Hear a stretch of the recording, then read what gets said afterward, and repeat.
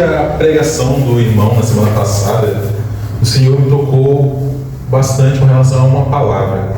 E essa palavra ela é a base da minha pregação hoje, né? Durante a oração do pastor, o pastor também citou essa palavra agora no início. E é uma palavra que, de certa forma, ela é atemporal, né? Porque é uma das armas, uma das principais armas, e tem se tornado uma das principais armas hoje em dia do inimigo, né? E o tema da nossa pregação de hoje é justamente a melhor arma do inimigo para nos afastar da glória de Deus, que é a distração, né? Eu estive no exército, servi no exército por um tempo, e nas demais técnicas que nós tínhamos ali, uma delas era justamente em você distrair o inimigo, né? Eu me lembro de um treinamento que se tratava de uma trilha do mensageiro, né? É justamente um treinamento onde você recebe uma informação, você atravessa um determinado território e do outro lado tem outra pessoa esperando essa informação. E durante esse caminho existem outras pessoas que vão estar ali te distraindo, né? Fingindo ser uma pessoa machucada, fingindo ser alguém precisando de um socorro, né? Para justamente fazer você cair dentro de uma armadilha e te levar a revelar aquilo que você estava levando de propósito, né? Aquela informação que você tinha, né? E o inimigo não é diferente na hora de roubar o nosso propósito, né? O inimigo muitas vezes ele tenta nos destruir de certas formas, mas ele descobre que ele não precisa fazer isso diretamente. Basta apenas que ele nos distraia, né?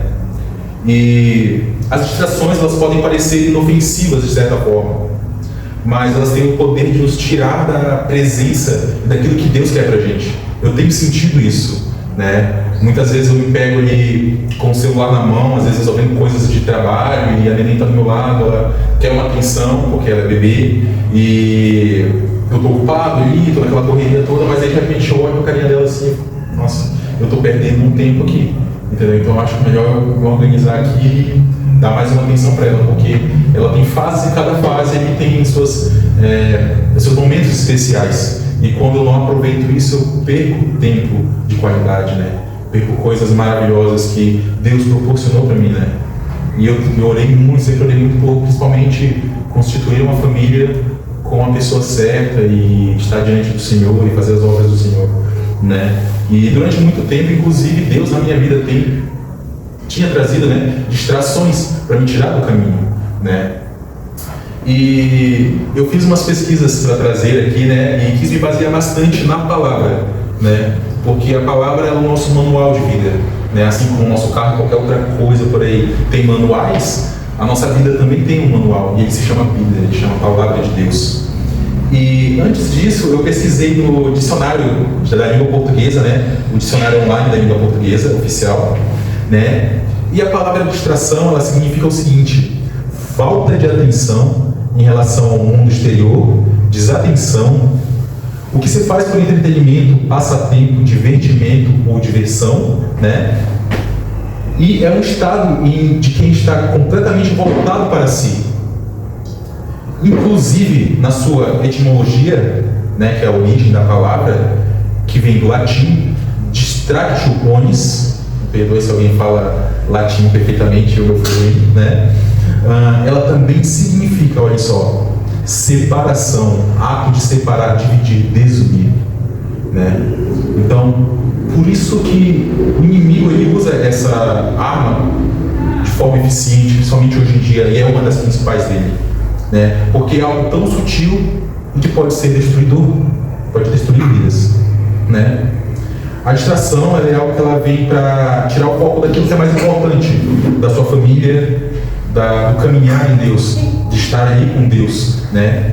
E no dia a dia isso pode afetar a gente de diversas formas. Então, assim, o inimigo ele vem através do celular, com as redes sociais, trazendo vídeos que vão te prender, através de trabalho excessivo. Eu tenho sentido isso, eu tenho trabalhado muito em cima disso para não deixar o trabalho me engolir o tempo de qualidade com a minha família, né? Eu sou empreendedor, eu estou começando um negócio e tem sido algo que eu tenho trabalhado muito em cima para não deixar isso me engolir a minha vida e meu tempo de qualidade e o meu caminhar com o Senhor, né? Até porque também as preocupações elas também vêm como distrações, porque você foca naquela preocupação, você foca naquele problema, e isso acaba levando você a ir por caminhos diferentes, que não é aquilo que o Senhor quer, não está dentro do sonhar de Deus para nossas vidas, né? E outra coisa que eu percebi também durante esses estudos da palavra é que às vezes coisas boas também vêm para ser distrações nas nossas vidas, ser coisas ruins de certa forma, principalmente porque elas vêm para tomar o lugar de Deus nas nossas vidas, né? Existem coisas que nós julgamos como muito boas e que vão vir ali para tirar um tempo que você teria de qualidade com o Senhor, entende? Então, um dos versículos base que eu peguei dessa palavra foi justamente Hebreus 12, capítulo 12, versículo 1 e 2. Amém? Hebreus 12, capítulo Hebreus 12, versículo 1 e 2. Amém? E diz o seguinte, pelo menos a minha versão aqui, que é NVI. Portanto, também nós, uma vez que estamos rodeados por tão grande nuvem de testemunhas, livremos-nos de tudo o que atrapalha e do pecado que nos envolve, e corramos com perseverança a corrida que nos é proposta, tendo os olhos fitos em Jesus, autor e consumador da nossa fé. Ele, pela alegria que lhe fora proposta, suportou a cruz, desprezando a vergonha, e assentou-se à direita do trono de Deus. Esse texto aqui ele nos mostra que nós estamos em uma corrida, né? E não é uma corrida ou uma jornada só espiritual. Ela também tem coisas que tentam nos atrapalhar no pessoal, e o pessoal atrapalha o espiritual também, e que vem para nos fazer parar a nossa caminhada principalmente com Deus. O autor de Hebreus, ele, de certa forma, ele nos alerta que nós precisamos deixar de lado tanto o pecado quanto coisas que desviam o nosso foco, né? A gente pode notar, eu até fiz uma anotaçãozinha, que não apenas o pecado, mas tudo que nos atrapalha, né? Ou seja, coisas que não parecem ser pecaminosas, né? Ainda assim nos afastam de Deus, né? Nós temos muitos exemplos por aí, e um deles, principalmente, é a distração, né? Porque muitas vezes você se vê gastando mais tempo numa rede social de 4 horas, somando às vezes na semana dá 24 horas numa rede social, e para orar para Deus, para se dedicar à palavra, você gasta 15 minutos porque está cansado, entende? Então, o Senhor, de certa forma, tem me cobrado isso também, entendeu? Até porque eu trabalho no meio tecnológico, então, eu, de certa forma, sou obrigado a estar com a cara no computador, com a cara no celular, né? E a distração sempre vem para roubar, inclusive, até o teu hábito de trabalhar, né? Você está ainda trabalhando, você se pega numa ligação, daqui a pouco você olha uma notificação, e é um caminho que vai levando ao outro, e quando você se vê, você já está há 20 minutos distraído, gastando tempo com coisa inútil, né? E esses problemas, essas distrações, tudo isso que o inimigo vem trazendo é justamente para ocupar a nossa mente, né, e nos cegar. Então, às vezes a pessoa pensa assim, eu me esfriei no espírito por, sei lá, determinado pecado ou determinado motivo, mas você não percebe que é a distração que você ganhou da parte do inimigo para aquilo que Deus tem para você. Às vezes você não ouve mais a voz do Espírito porque você dá voz para coisas do mundo, para pessoas do mundo, pessoas que não têm pauta, que não têm referência espiritual, referência na palavra para trazer coisas da sua vida, e você enche seu coração, enche a sua mente, às vezes seus lábios, de palavras e sabedorias que são inúteis, que não provém de Deus, né? A palavra está aí há milhares de anos, há 2000 e poucos anos, e ela é verdadeira, atemporal, para encher os nossos corações, para nos dar o direcionamento, né? Então, qual o segredo para permanecer na direção certa? Se a gente for verificar aqui no versículo 2, né, tem os olhos fitos no Senhor. É justamente isso daí que a gente precisa ter, né? Precisamos manter o nosso olhar, o nosso foco em Cristo. Porque quando a gente tira os nossos olhos de Jesus, acontece igual como, por exemplo, Pedro, quando foi caminhar sobre as águas, né? Lá em Mateus 14, 29 ao 30. Eu vou ler para vocês aqui, ó. Então Jesus disse, né? Venha respondeu ele. Então Pedro saiu do barco, andou sobre a água e foi na direção de Jesus. Mas quando reparou no vento, se distraiu, ficou com medo e, começando a afundar, gritou: Senhor, salva-me. Então, quando você pega determinado tema e você começa a estudar a Bíblia, você vê que ela se destrincha em um leque gigantesco de ensinamentos. E quantas vezes eu não li esse versículo e não reparei nisso, né? A distração ali, né? Então a distração é uma estratégia do inimigo que ele usa, porque ele sabe que se ele tirar o nosso foco de Jesus, ele não precisa fazer muito mais do que isso. Nós caímos sozinhos, nós nos perdemos sozinhos, nós somos falhos, né?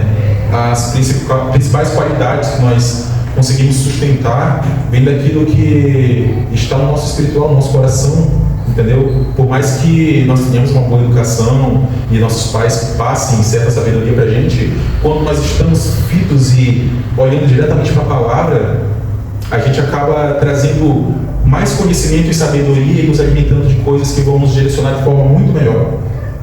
Né? Porque aí não são só nossos pais, não são só nossas experiências de vida, é Deus ministrando e falando. Quando você tem uma experiência mais profunda com o Senhor, você começa a ouvir o Espírito Santo te direcionando e falando sobre caminhos e dizendo para você: faça isso, faça aquilo, conforme o que eu quero.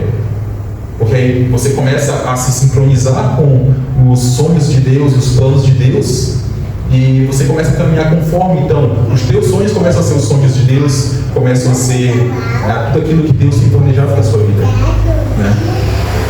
E o inimigo não quer isso, né? Ele veio para roubar, para destruir, né? Outro exemplo, né, que eu até peguei aqui foi quando Satanás tentou distrair Jesus de propósito, né, lá no deserto, né? E isso aí está lá em Mateus, capítulo 4, versículo de 8 a 9, que diz o seguinte, né? Novamente o diabo o levou a um monte muito alto, mostrou-lhe todos os reinos do mundo e a glória deles. Ele disse: tudo isso te darei se prostrado me adorares, né? Aí você pode ver que Jesus, que é Deus na forma humana, e também, né, mesmo sendo Deus, mas sentindo todas as nossas emoções, né, ele, de certa forma, Satanás imaginou que ele também se levaria pelas luxúrias que nós muitas vezes nos entregamos na vida, né? E ele oferece glória como uma distração para Jesus, né? Para que Jesus abandonasse a cruz, para que Jesus abandonasse todo aquele caminho que ele tinha para nos libertar. Né? Mas era uma proposta que parecia boa, porém ela era um atalho fora do propósito de Deus. E, como nós vimos aí na palavra, né, Jesus declina com o maior mérito do mundo, né? Outros exemplos que nós podemos ver também, inclusive, está lá em Lucas 10, 38 ao 42, né? Foi quando a gente viu Marta distraída com o serviço, né? A gente vê lá naquele versículo que diz: Marta, Marta, estás ansiosa e afadigada com muitas coisas, mas uma só é necessária. É verdade? Outro exemplo, Sansão, lá em Juízes 16, do 4 ao 21, você percebe a distração também. Dalila foi uma distração que levou ele a perder a força, perder batalhas e se desviar do chamado de Deus para a vida dele, né? Outro exemplo que nas buscas aí eu também achei foi o de 2 Samuel, capítulo 11, de 1 ao 4. Outro exemplo de distração também, que é com Davi, né? Davi devia estar na guerra, devia estar lutando, mas ele ficou em casa, caiu e saiu dos propósitos de Deus, saiu dos caminhos de Deus naquele momento, né? Com Batseba. E a gente percebe ali nos 3 exemplos aí que eu falei, né, que o inimigo ele não necessariamente assim se apresentou de certa forma diretamente para destruir. Pegou uma espada, puxou e foi lutar diretamente. Não, ele é astuto, ele é perspicaz naquilo que ele quer de ruim executar na vida de alguém, né? E Marta, ela estava servindo ali, né? Então, o que há demais? Não era algo pecaminoso, entendeu? Era algo normal, né? Sansão, ele estava em um relacionamento normal, todo mundo se relaciona ali, né? Você pode perceber isso. Davi, ele estava descansando, né? Porém, ele chegou com certa sutileza, usando essas distrações no meio dessas coisas comuns do dia a dia de cada um ali, para fazer isso cair, para fazer isso sair do propósito, né? Mais uma vez, trazendo distrações para aquilo que Deus tinha planejado para a vida deles, né? E você percebe que nada disso ali era pecado assim por si só, né? Eram coisas comuns, mas ele vem trabalhando, ele vem maquinando para justamente tirar o foco daquilo que Deus tem para você, né? E você percebe que assim, Marta, ela estava ocupada, né? Mas se você for ver no texto, ela estava ocupada, mas não estava aos pés de Jesus. E ele se aproveitou disso, né? Ele viu aqui no texto também, você pode ver no texto, que Sansão, ele tinha força, mas ele se envolveu com alguém que o afastou de Deus, né? Distração.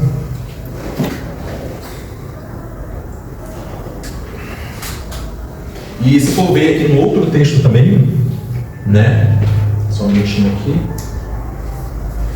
Você vai ver que Davi, né? Ele era um cara segundo o coração de Deus. Um homem bom dentro daquilo que Deus queria que ele fizesse. E naquele momento ali de distração também, ele se deixou levar pelo pecado, né? E ao invés de lutar na guerra, se deixou levar pela luxúria do prazer, né? E o preço a gente sabe que foi altíssimo, né? Então a gente percebe que o inimigo, ele é astuto em tudo aquilo que ele quer fazer, em tudo aquilo que ele maquina para as nossas vidas, né?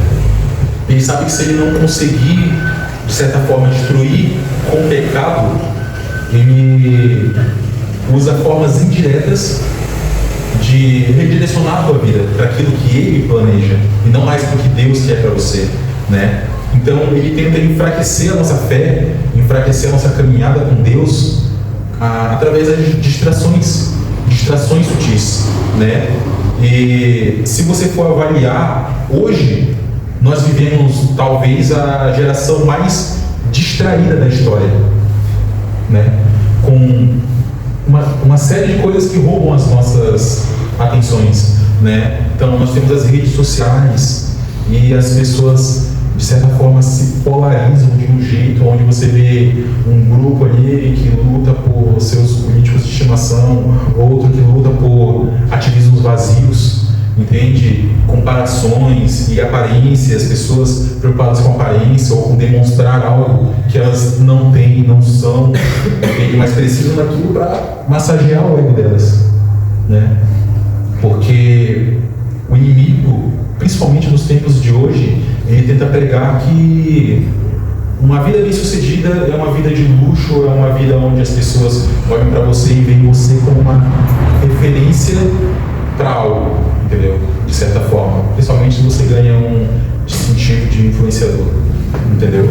Isso é ser bem-sucedido porque é um trabalho fácil, e entre outras coisas.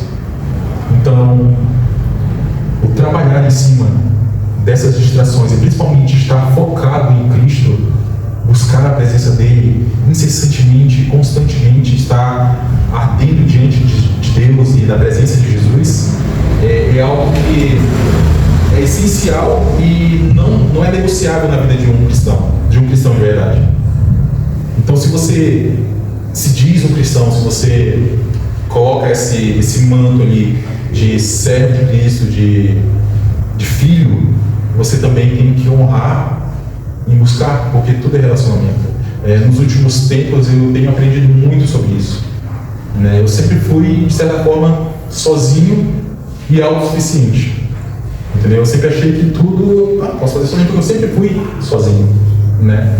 Tendo uma família, eu pude ver que não, que é totalmente diferente. A gente precisa de alguém, você precisa de um abraço, você precisa dividir emoções, que são coisas que às vezes a gente não... Eu, de certa forma, sempre tive muita dificuldade de falar das minhas emoções, entendeu? Minha esposa até sabe que eu não sou fácil de chorar também, né? Então, esse trabalhar, esse mover ao qual você se coloca, né, para Deus trabalhar na sua vida ali, é algo que vai te fortalecendo, te fazendo criar escudos contra as coisas malignas que o inimigo vem trazer.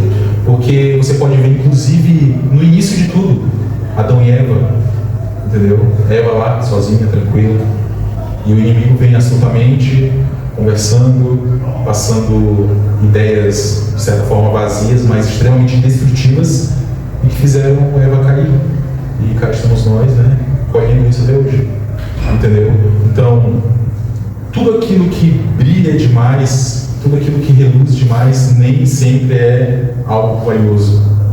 O inimigo, ele vem para fazer isso, ele vem para te chamar e te iludir, para te levar para um caminho diferente, onde no final só tem uma armadilha para detonar a tua vida. E hoje em dia nós vemos muitos jovens e pessoas até mais experientes caindo cada vez mais e mais. E isso, de certa forma, me dói no coração, porque você se sente um pouco, como é que eu posso dizer a palavra ali, enfraquecido de certa forma por não poder fazer nada, entendeu? Pelo menos, de certa forma, esse é o sentimento que vem às vezes no seu coração. Mas aí você descobre que, ao se posicionar diante de Cristo, ao buscar na palavra, ao pedir a orientação do Espírito Santo no teu coração, para a tua vida, para a vida da tua família, o poder da oração pode mudar muitas coisas e pode dar caminhos totalmente diferentes para a tua vida, para a vida da tua família e para a vida de muitas outras pessoas também, né?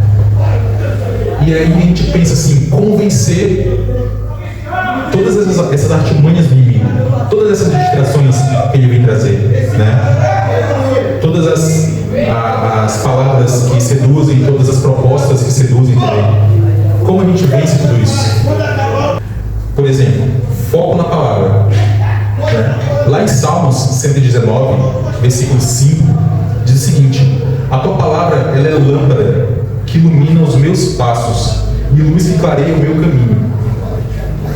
Quando você aceita Jesus, quando você começa a caminhar na vida como cristão, essa é a lanterna que vai te libertar e vai te guiar dentro dos caminhos trevosos que vão aparecer, né? Outro exemplo também está ali em Mateus, capítulo 6, versículo 6. Distrações aí. A vida de oração, né? Mas quando você orar, vá para seu quarto, feche a porta e ore a seu pai, que está no secreto. Então, seu pai, que vê no secreto, o recompensará. Então, meditar na palavra, orar a Deus, buscar a presença dele face a face, para que a gente reconheça como filho, porque é relacionamento. Como eu posso chamar de filho alguém que eu não conheço? Como que eu posso chamar de pai alguém que eu não conheço? Como que eu posso falar que eu amo aquela pessoa que eu não conheço, de certa forma, ela não influenciou em nada na minha vida? Outro caminho que nos leva a vencer essas distrações estão lá em Hebreus, capítulo 10, versículo 25 também, que é a disciplina espiritual e uma coisa que eu estou aprendendo bastante ultimamente, a comunhão, né? Que é uma coisa que eu estou amando bastante. Lá diz o seguinte: não deixemos de reunir-nos como igreja, segundo o costume de alguns, né? Mas encorajemos-nos uns aos outros, ainda mais quando vocês veem que se aproxima um grande dia.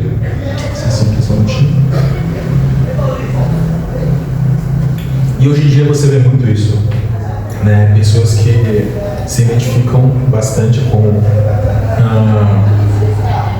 redes sociais. Eu sempre fui rede social desde sempre, né? Mas eu estou aprendendo a ser mais sociável porque isso está sendo gostoso de viver. Isso está sendo muito bom, entendeu?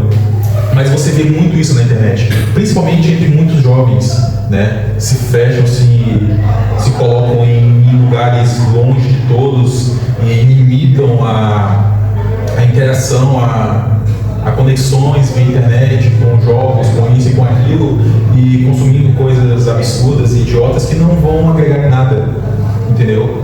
E isso vai afastando eles uns dos outros. Se você colocar, às vezes, um grupinho de jovens que não se conhecem juntos, vocês vão ver que eles poucamente vão interagir com os outros. Cada um vai puxar seu celular ali e vai ficar na deles, no canto deles, né? Não é à toa que um dos significados da distração é justamente, como a gente pode ver ali, né? Um estado em que a pessoa está completamente voltada para si também, né? Porque ela está distraída com algo, né? Então, esse trabalhar em cima disso aqui, você buscar mais comunhão com teus irmãos, estar mais em família, você que é crente, que de certa forma está afastado, buscar a igreja para ter comunhão, para viver em família com os outros, dividir o fardo.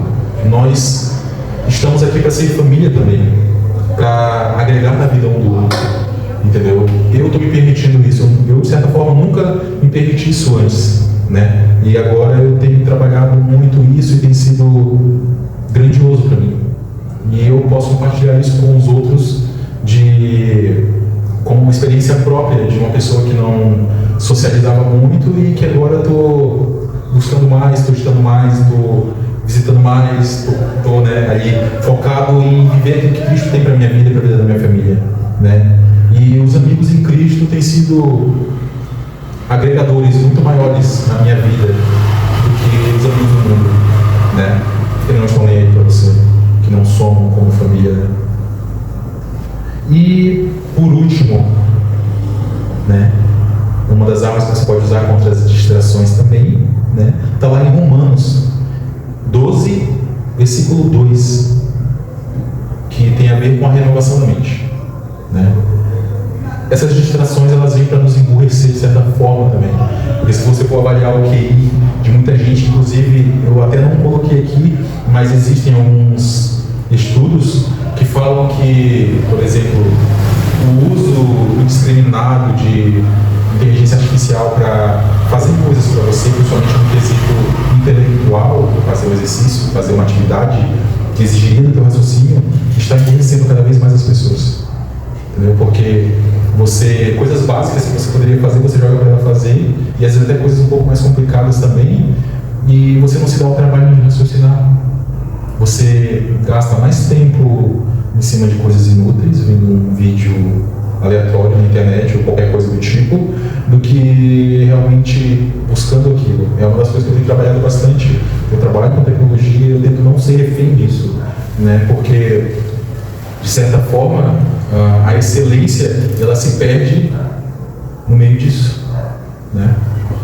Então, lá em Romanos 12, 2, ele diz o seguinte: e não sejais conformados com este mundo, mas sede transformados pela renovação do vosso entendimento, para que experimenteis qual seja a boa, agradável e perfeita vontade de Deus, né?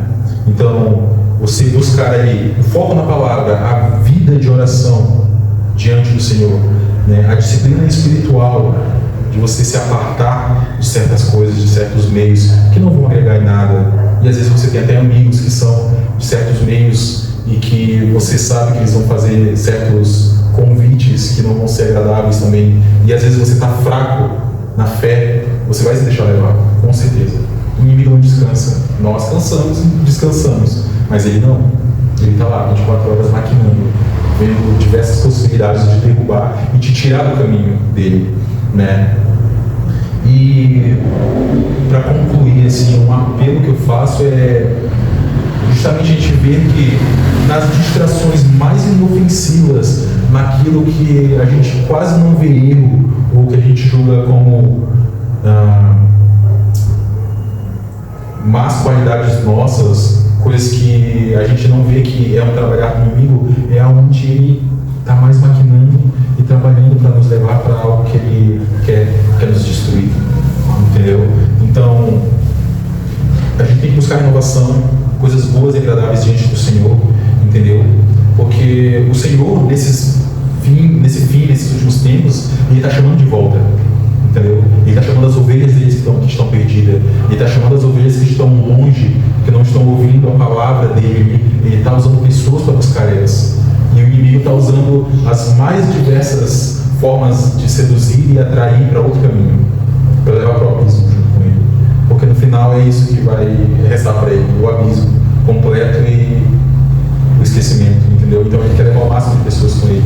Então por isso todo esse luxo, por isso todas essas distrações, por isso todos esses caminhos tortos são colocados como qualidades hoje em dia, ou formas de vida mais agradáveis que são pregadas hoje em dia. E não nos deixemos nos distrair e nos levar por tudo isso, porque é só um teatro para destruir a todos e não levar e desfocar daquilo que é Cristo nas nossas vidas, né?